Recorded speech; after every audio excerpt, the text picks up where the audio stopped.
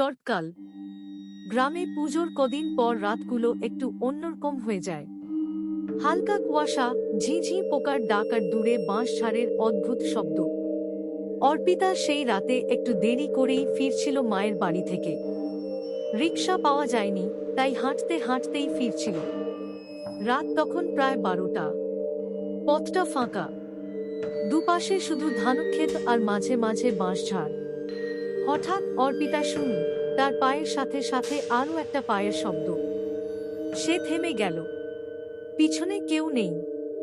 আবার হাঁটতে শুরু করতেই সেই টকটক শব্দটা আবার ভেসে এলো, যেন কেউ তারই মতো হাঁটছে, একেবারে কাছাকাছি। হৃদস্পন্দন বেড়ে গেল। অর্পিতা গতি বাড়াল। ঠিক তখনই রাস্তার পাশে একটা পুরনো মন্দির চোখে পড়ল। ছোট্ট কালো মন্দির, বহু বছর ধরে ভাঙাচোরা হয়ে পড়ে আছে। শোনা যায় মন্দিরে একসময় পূজা হতো, কিন্তু এক পণ্ডিত অদ্ভুতভাবে মারা যাওয়ার পর আর কেউ পূজা দিতে সাহস পায়নি। অর্পিতা হাঁটতে হাঁটতেই মন্দিরের দিক তাকাল। আর তখনই সে দেখল ভেতরে দাঁড়িয়ে আছে এক লম্বা অবয়ব। সাদা ধুতি পরে, কিন্তু মুখ অন্ধকারে ঢাকা। অর্পিতা স্থির হয়ে গেল। হঠাৎ সেই অবয়ব ধীরে ধীরে বেরিয়ে এলো। পাগুলো মাটিতে স্পর্শ করছে না, ভেসে আসছে তার দিকে। অর্পিতা দৌড়াতে শুরু করল।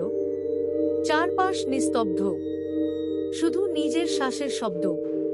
কিন্তু কিছু দূর যেতেই রাস্তার উপর দাঁড়িয়ে একই অবয়ব। সে যেন আগেভাগেই পৌঁছে গেছে। অর্পিতা চিৎকার করে ফেলল, কিন্তু কণ্ঠরোধ হয়ে এল, গলা দিয়ে কোনো শব্দ বেরোল না। অবয়বটি এবার কাছে এলো। অন্ধকার মুখ ধীরে ধীরে স্পষ্ট হতে শুরু করল। চোখ নেই, শুধু কালো ফাঁপা গর্ত।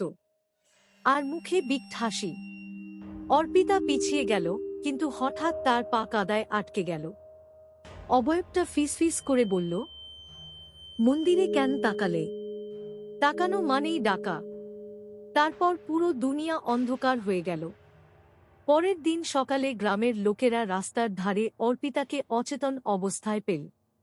তার চোখ দুটি খোলা, কিন্তু দৃষ্টি ফাঁকা, যেন কাউকে দেখছে না, তবুও তাকিয়ে আছে শূন্যে।